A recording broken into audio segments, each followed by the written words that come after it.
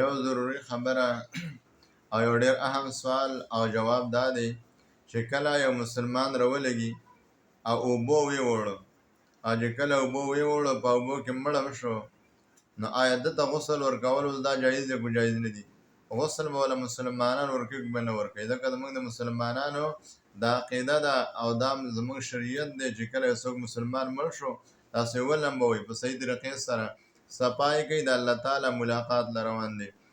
نو چې کله یو سړی اوبه ویوړ او مړ شو په دې اوبو کې، نو آیا دله لمبول او خلکو د اوبو نه راویستو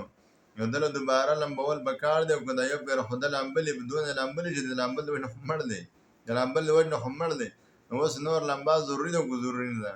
نو دا علماو یو سوال لیکلی دی او د هغې دپاره بیا جواب چې کوم دی هم لیکلی فتاوی رحیمیه او یا نورو فتاوو چې دې انسان له به غسل ورکولی کېږي. دله مسلمانانو غسل ورکوي چې کوم د عام مسلمانانو لپاره کوم غسل دی هغه غسل به دله هم ورکوي او په صحیح طریقه باندې به ولمبوي، ځکه دا د ده لپاره هغه غسل نه دی چې کوم غسل شریعت د ده لپاره ورکول جایز کړي او